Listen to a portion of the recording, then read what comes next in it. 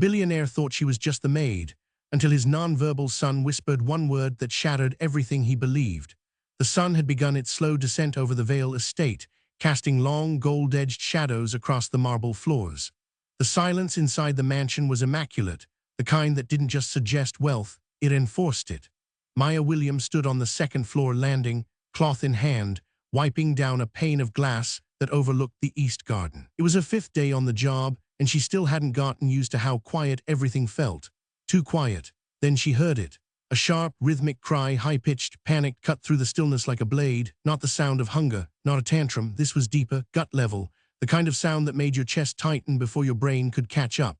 She froze. The rag slipped from her hand. The sound came again, this time accompanied by something else. A dull, repeated thud, like someone hitting wood. Her heart kicked. "Miss," came the butler's voice from downstairs, not unkind but firm. "Stay clear of the upper floor." She didn't answer. Her legs had already begun moving. The stairwell that led to the 5th floor was narrow and carpeted, different from the polished grandeur of the rest of the house. No one had told her not to go there. They hadn't needed to. The 5th floor was spoken of in silences and sidelong glances, in unfinished sentences and changed subjects. But the sound, the cry, was too familiar, too close to something she had buried. Germain used to sound like that. Her baby brother. Late nights under the kitchen table, rocking, clawing at his own shirt, eyes wild with something no one could name. She found the door half open, light flickering against the far wall. Inside, a boy, no older than 7, sat on the floor in a pool of toys he clearly hadn't touched. He was curled in on himself, rocking violently, his forehead thudding against the side of a wooden shelf. No adult, no supervision, no comfort, just this small, shaking body lost in its own storm. Maya stopped at the threshold, her breath caught in her throat. Everything in her said, "Turn around. Pretend you didn't hear. Clean the window and go," but something deeper, older, rose in her. She stepped forward slowly. No sudden movements, no sound. She crouched a few feet away. Hands visible, low. "Hey, sweetheart," she whispered, voice as soft as breath. "I'm not going to touch you, just sitting right here." The boy didn't react, not at first, but the rocking slowed fractionally. She kept her palms open. Then with deliberate care she drew one hand to her chest, then outward in a gentle arc. Safe. A sign she hadn't used in years. Her grandmother had taught it to her back when words didn't work for Germain. The boy's eyes flicked toward her. A single glance, then back to the shelf. But he stopped, hitting his head. And for a moment, just a moment, the air in the room shifted. Then the voice came sharp, commanding, furious. "What the hell are you doing?" Maya turned fast. Preston Vale stood in the doorway. Expensive suit, cold eyes, his phone still in one hand, his other clenched tightly at his side.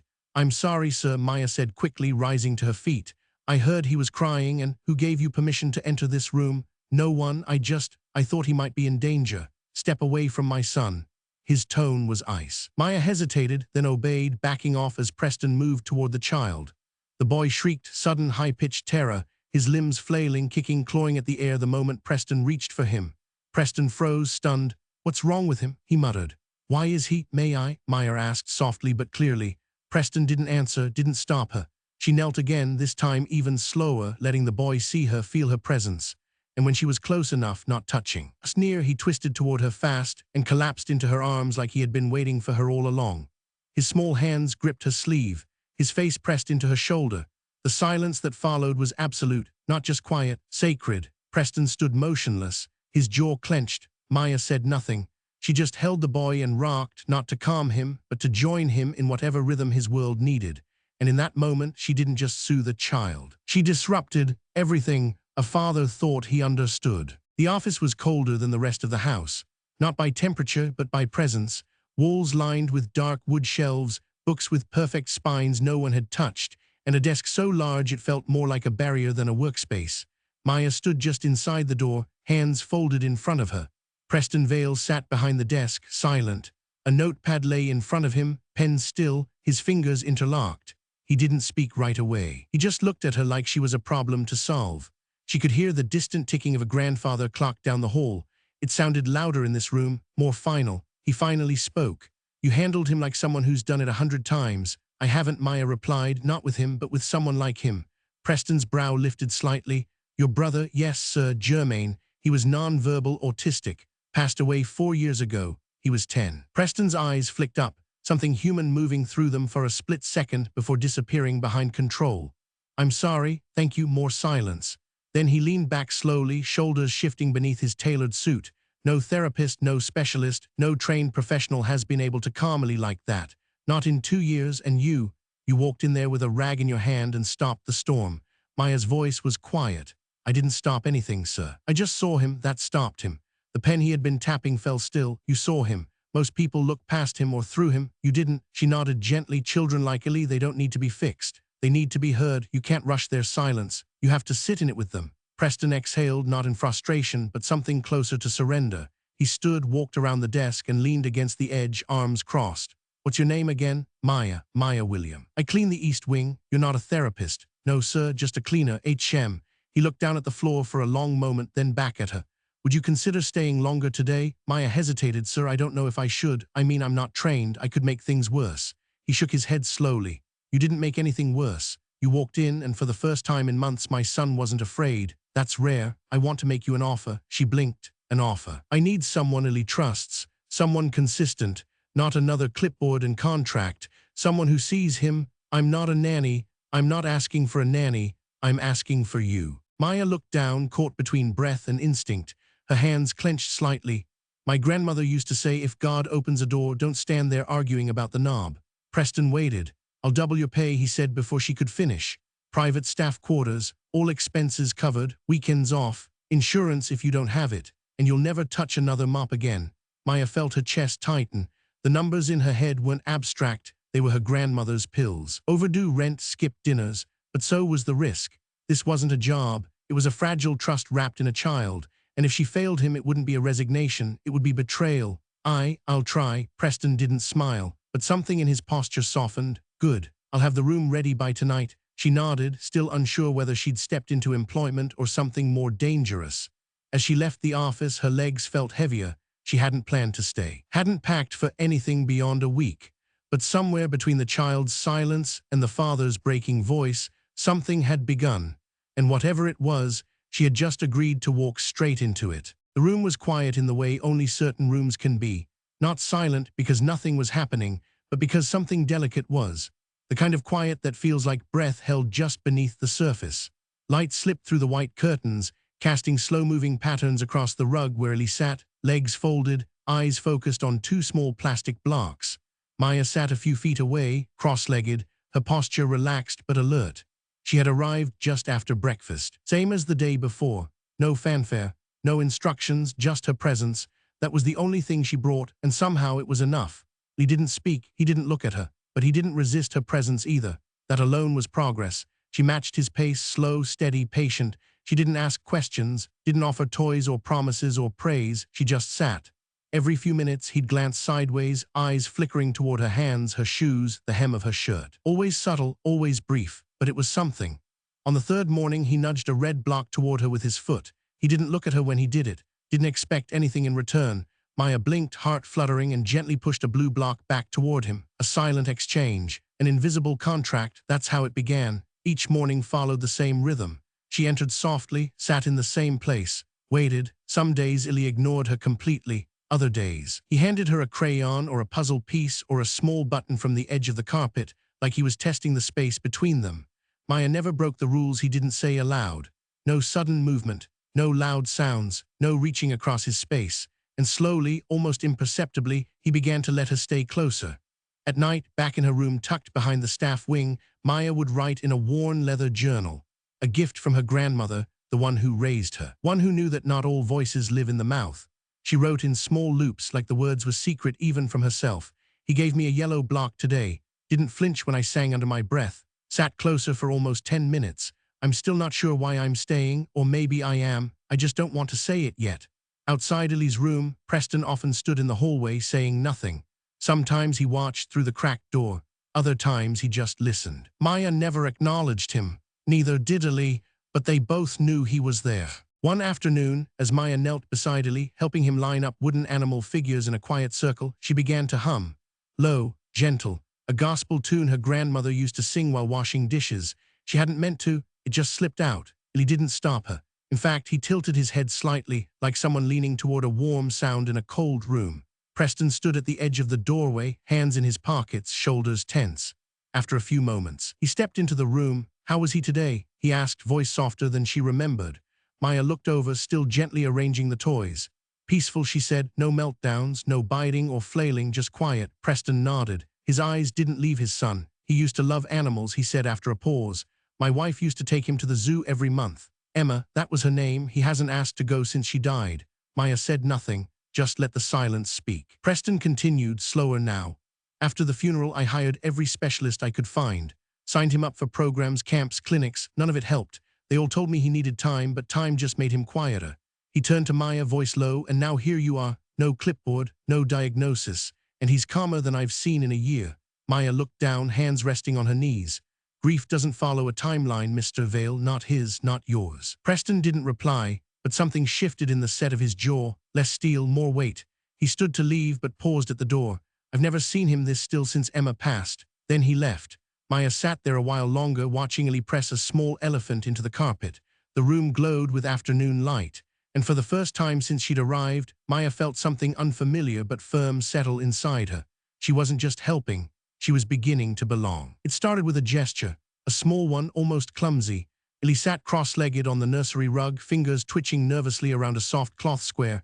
Maya sat nearby, humming faintly, not expecting anything more than the rhythm of a quiet morning. Then slowly he raised one hand to his chest, then extended it outward. Love. The sign was imperfect, unsteady, but it was clear, and it was for her. Maya didn't speak, didn't move. She just met his eyes and signed it back. Love. A breath caught in her throat, but she didn't let it fall, not in front of him. At the doorway, Preston stood frozen. He had seen it too, the gesture, the exchange, the soft light that seemed to settle over both of them like a blanket. For a moment, he didn't know what to do with the weight in his chest. Then he stepped inside. His voice was quiet. What was that sign? Maya glanced up, still kneeling. He signed love. Preston looked down at his son, then tried to imitate the movement himself. It was awkward, too rigid. He didn't react at first, but then tilted his head, watching. Preston tried again, this time slower, and he reached forward and placed his fingers gently on his father's wrist. A touch, light, real. It was enough to make Preston forget how to breathe. He didn't say anything. He didn't need to. The room held its own silence, thick with things they hadn't dared hope for. Later that afternoon, Maya sat in the garden behind the staff wing, scribbling into her journal. Her hand moved slowly, but her thoughts raced. He signed to me today, just once, just that word, but it was his. It wasn't a copy, it wasn't mimicry, it was real. I've never been more scared to hope, but it's blooming, God, it's blooming. The doorbell rang just before sunset, sharp, mechanical. It echoed through the quiet like a crack of thunder. Preston was in his study. Maya had just finished folding Ellie's small laundry pile. Mrs. Green answered, but her voice carried up the stairwell. Mr. Vale, it's Child Welfare Services. Maya's spine stiffened. She reached for Ellie, who had just finished sorting puzzle pieces into their box. He didn't understand the shift, but he felt it. He always did. Preston appeared at the landing seconds later, his steps sharp and fast. He looked down and saw two figures standing at the front door. Suits, badges, a clipboard. Good evening, sir, one of them said smoothly. He received an anonymous report regarding a possible concern about the well-being of Elijah Vale. We're here to conduct a welfare assessment. That's absurd, Preston said, jaw tight.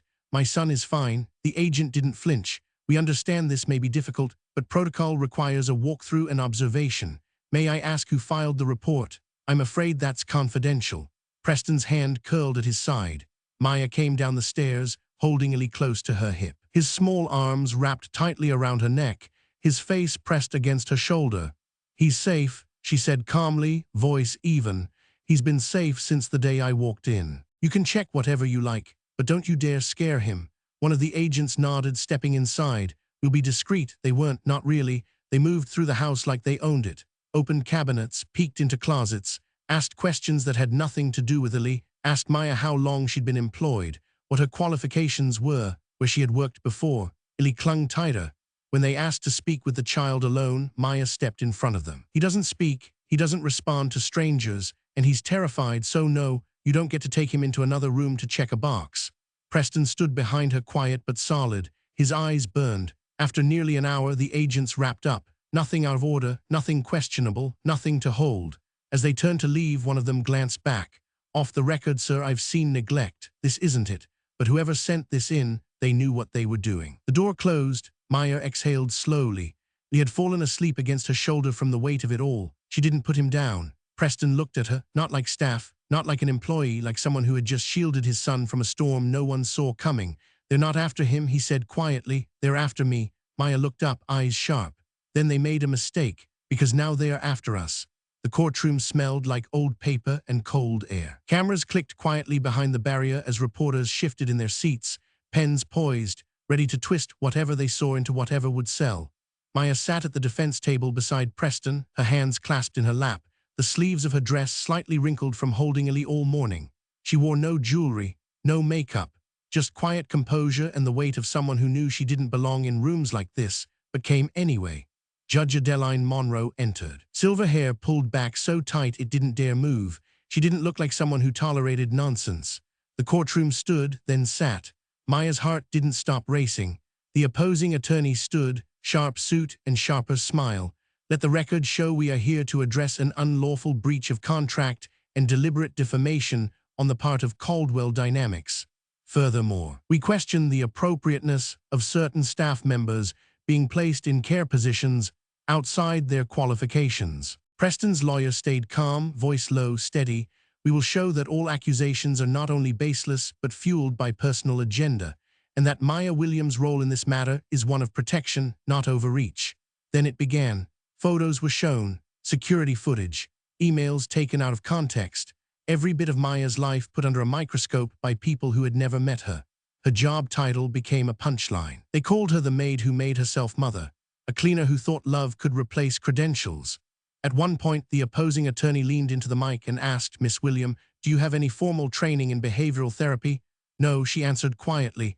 "Any degrees in child development?" "No." "So what exactly qualifies you to care for a vulnerable child with complex needs?" Maya looked at him, then looked at the judge, then slowly stood. She didn't raise her voice. She didn't need to. "I don't have letters after my name," she said.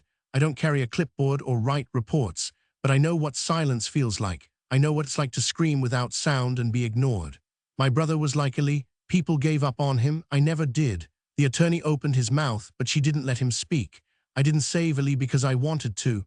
I didn't do it because I thought I could. I did it because I saw myself in him. And I sat down on the floor and stayed. That's it, that's all. And maybe that's not on a resume, but it's more than some ever give." The courtroom was still. Judge Monroe studied her for a long moment. "Thank you, Miss Williams," she said. "You may sit." Preston reached over and gave Maya's hand a quiet squeeze beneath the table. She didn't look at him. She just stared straight ahead. When the ruling came down, the court found no grounds for the claims against Caldwell Dynamics. But it was the judge's closing words that echoed. "Miss William has demonstrated not only moral courage, but the kind of unwavering care that no certification can guarantee. This court does not merely recognize her actions as acceptable, it holds them as an example." Outside, the press waited like wolves. Microphones pushed forward, voices called out. "Maya, do you have anything to say? Are you and Mr. Vale involved? Did you overstep your role?" She didn't answer any of them. She just kept walking, eyes forward. Inside the car, silence stretched. Then Preston turned to her. "They thought you'd flinch," he said. She didn't reply. He continued, softer now, "But you stood for him. For me, for yourself. You didn't just testify, you didn't just endure, you stood up for all three of us." Maya looked out the window, the courthouse fading behind them, and for the first time she felt something stronger than fear. She felt known. The house was still. Not the cold kind of stillness it used to hold, but a softer kind, like breath before a prayer. Downstairs, Preston sat at the old upright piano tucked into the corner of the study. The keys had gathered dust for years. He struck them slowly now, uncertainly, as if trying to remember the sound of something he used to love. The notes were scattered, hesitant, but they were honest.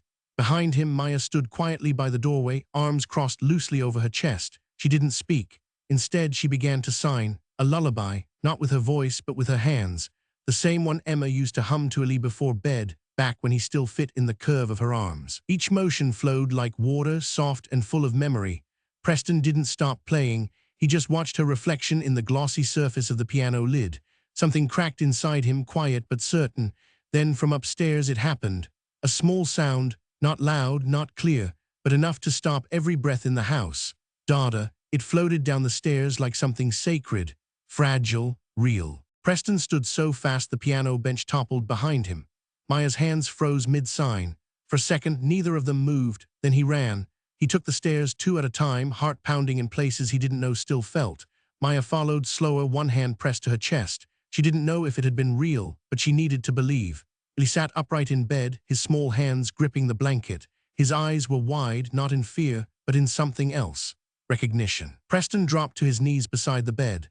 "Say it again," he whispered. "Please, just once more." Illy blinked. His lips parted, nothing came out, but his hand reached forward and rested gently on his father's chest. Preston broke. He gathered his son into his arms, holding him close like he was afraid the moment might vanish. His forehead pressed into Illy's hair, voice trembling. "You did it, buddy, you did it. I heard you." Behind them, Maya stood at the doorway. Motionless, she didn't step in, didn't speak. This moment didn't belong to her, but she was part of it. The tears slid down her cheeks without permission, quiet, grateful. He hadn't said her name, but he'd said something, and in the space between those syllables, a family had taken its first breath. That night, the house didn't echo, it didn't hold its breath. It simply rested, full of something new, something like hope. The first message came just after midnight. It was short, cruel. "Anonymous, you don't belong in that house." The second came 5 minutes later. "We know what you are. He'll find out too." By morning, Maya's inbox was filled with shadows typed in capital letters. Accusations, threats, lies dressed up like truth. Some called her a gold digger, others used worse. People she'd never met had already decided who she was and what she wanted, and in their version, it had nothing to do with Illy. She sat on the edge of her bed, the light from her phone casting soft blue across her face. Her hand trembled, not from fear, but from the weight of what she was holding, not just the messages, but the doubt they were built to create. Across the hallway, Illy slept peacefully, for once. A small miracle in a house that used to echo with his screams. She packed quietly, just enough to leave without waking anyone. A duffel bag, her journal, a framed photo of her grandmother. No goodbyes, no explanations. She slipped her shoes on, like someone preparing for a quiet surrender. The door clicked as it opened. She took one step out. Illy stood at the end of the hallway, barefoot, pajamas slightly twisted, hair messy from sleep. His hands moved slowly, unpracticed but sure. "Stay." One word, no sound, just a sign. Maya froze. Her bag slipped from her shoulder and hit the floor with a soft thud. Tears blurred her vision before she could stop them.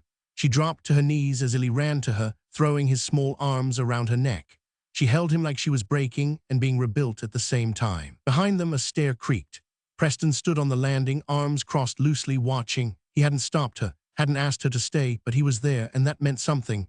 Maya whispered into Illy's hair, voice cracked and full. "I wasn't going to leave you, I was just scared." He didn't sign anything. He didn't need to. Later that morning, the sun filtered gently through the study windows. Preston sat behind his desk, an envelope in his hand. Maya stood across from him. Eyes still red, shoulders straighter than they'd been the night before. "I wanted to wait," he said, "but after last night, I think you should know." He handed her the envelope. She opened it carefully. Inside, a legal document, thick, signed, notarized. "It's my will," he said quietly. "If anything happens to me, you're his guardian." Maya looked up, breath catching. Preston held her gaze. "He's not just my son. He's everything I have left. My soul lives in that boy. And I've seen the way he looks at you, not with fear, not with doubt, with trust, like he knows you're not leaving." She folded the paper gently. Her hands didn't shake this time. "You trust me with his life." "I already have," Preston said, "long before I put it in writing." Maya sat down across from him. The space between them quieter now, not heavy, just full. "You didn't stop me last night," she said. "No, I wanted to see what you choose. And now I want you to know you're not alone in this." Maya looked toward the window. The garden outside bloomed with early spring. She had come to this house for a paycheck, stayed for a boy, and now, without meaning to, she had become something more, not just a presence, a promise. And this time she wasn't walking away. The sunlight moved differently now. It didn't just pour through the windows of the Vale estate. It lingered, it stayed. The rooms once cloaked in silence now held soft echoes of laughter, of footsteps, of life slowly unfolding again.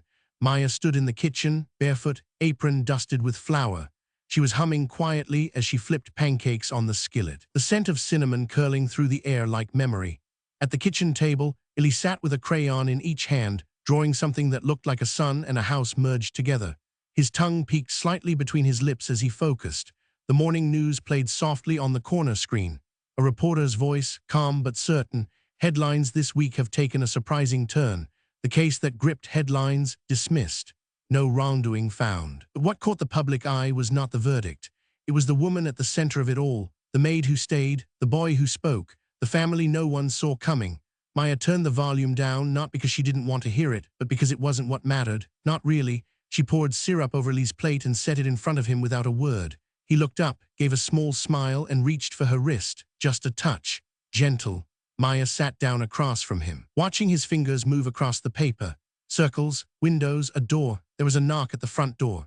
Preston entered the kitchen holding an envelope. No logo, no return address, just her name written in clean, careful script, Maya William.